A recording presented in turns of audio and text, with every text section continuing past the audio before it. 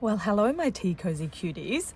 Okay, I just wanted to show a few options for the fastening of the tea cozy that we have completed.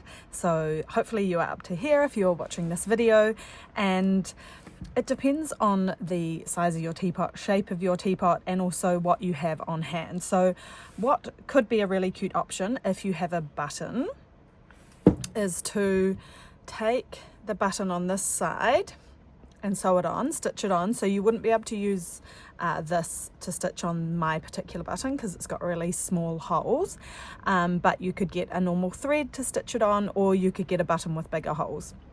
And then all you would do is kind of measure up. This will be your cast off or cast on, so you should have a cast off and cast on of each corner, which is super helpful. So measure kind of around your button, and then get your darning needle, pop it on, and then stitch that back in.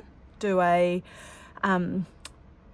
weave in your edge so that you have a little loop that you would put over your button. So that is one option if you have a button handy, but what I'm going to do is just a bow, because people might not have buttons handy, but they obviously have yarn if they are making this tea cozy. So I'm going to do a little bow. So you need to get an extra bit of yarn. I've just got one about this big because I'm not quite sure how big it needs to be. So you need to take the opposite corner to where there is already yarn and go in from the front to back and just kind of go, wait, I'm doing it the wrong way.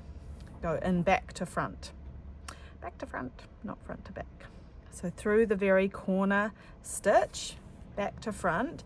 You want to leave a tail long enough that you would weave in, and then go back through that same hole to tie it on. So it ends up like a knot, kind of like you've got on the other side.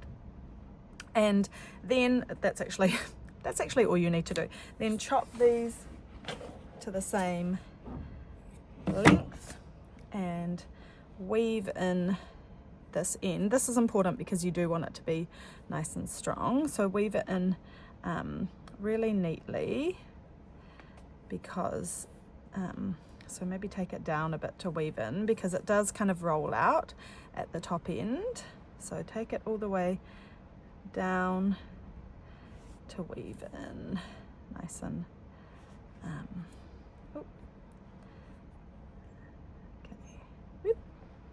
so maybe even down one more, and then I will take it back up through this one and back down through that one, just to make sure it's really. And if you have a short tail, by the way, you can always put your needle in, then thread the tail through just to get that final one through. Okay, so I'll chop that off. So then you've got you can do a little bow.